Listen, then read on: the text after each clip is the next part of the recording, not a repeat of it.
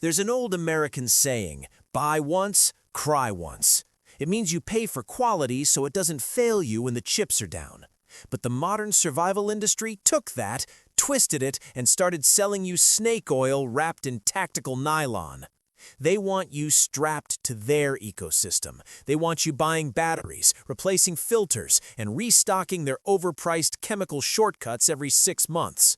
It's a multi-billion-dollar racket, and quite frankly, it's going to get a lot of good people killed when the grid goes dark. My grandfather didn't have a bug-out bag, he had a lifestyle.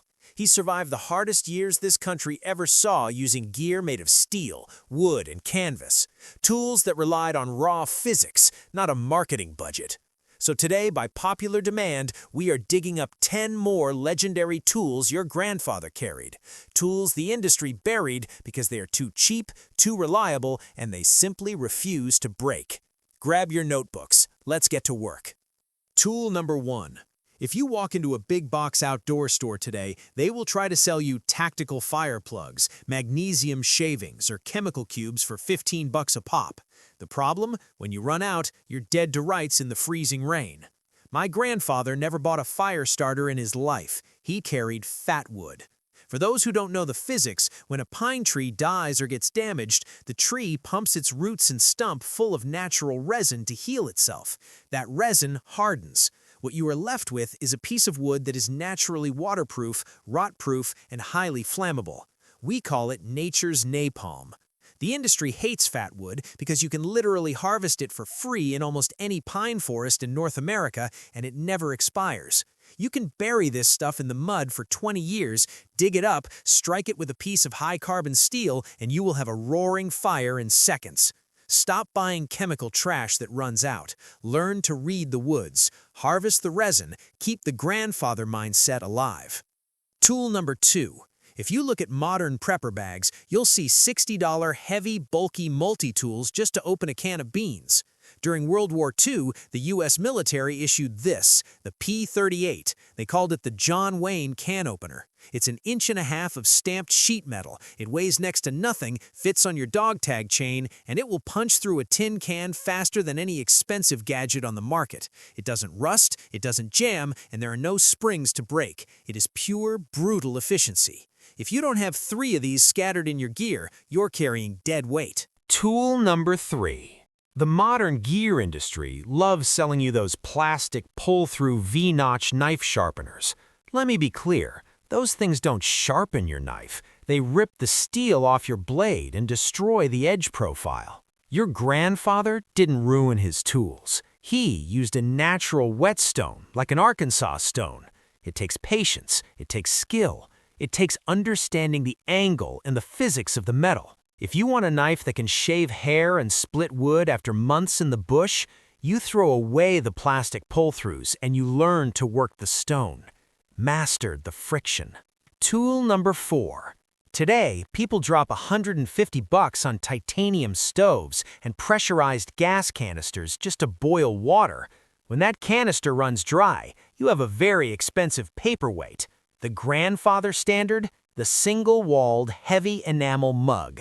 You don't need a stove. You take this mug, you fill it with wild water, and you shove it directly into the white-hot coals of your campfire. It won't melt, it won't shatter. You boil your water, you make your pine needle tea, and you survive. It's cheap, it's bulletproof, and it outlasts you. Tool number 5. You will never see this in a tactical catalog. Pure animal fat, tallow or lard. Modern preppers carry 5 different chemical sprays, one for rust, one for waterproofing, one for lip balm. Your grandfather carried a tin of tallow. You rub it on your high-carbon steel to stop rust. You rub it into your boots and canvas to waterproof them.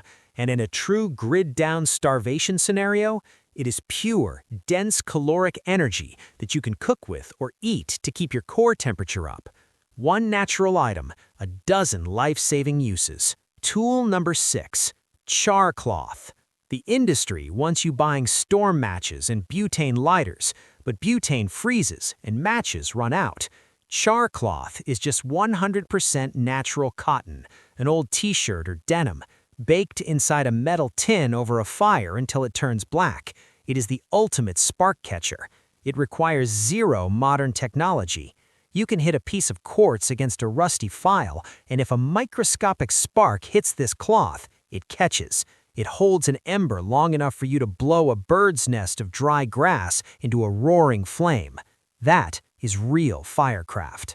Tool number 7. The leather strop. A whetstone gives your blade an edge, but a strop makes it a weapon. Before disposable razors, barbers used leather strops to align the microscopic burrs on a steel edge. If you were doing heavy bushcraft, chopping wood, or processing game, your blade will take a beating.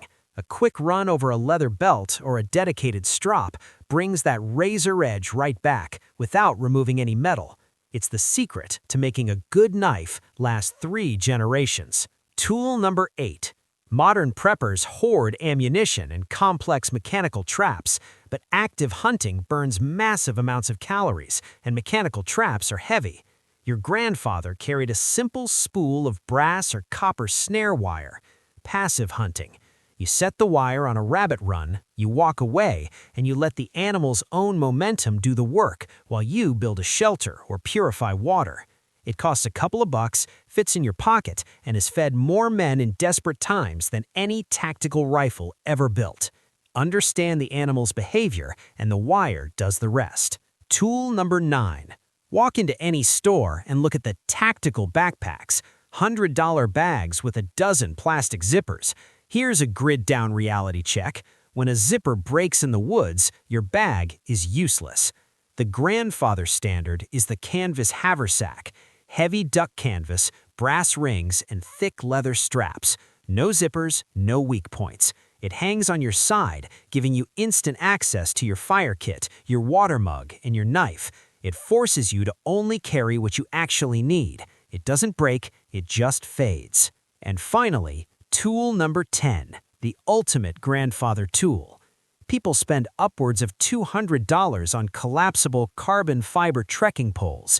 The second you put your full body weight on them to cross a river, they snap. A solid, shoulder-high hickory or oak walking staff is a multi-tool. It tests ice depth, it sweeps away venomous snakes, it holds up your emergency tarp shelter. And if a 2-legged or 4-legged predator corners you, it is a devastating defensive weapon.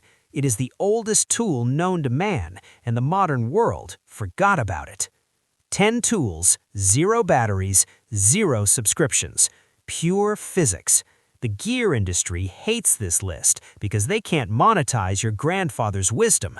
If you respect the old ways, hit the like button to break their algorithm. I've put all this knowledge into one place. Click the screen right now to watch the official Grandfather Protocol playlist. Stop buying shortcuts. Equip your mind. Stay unbreakable. The wolf is out.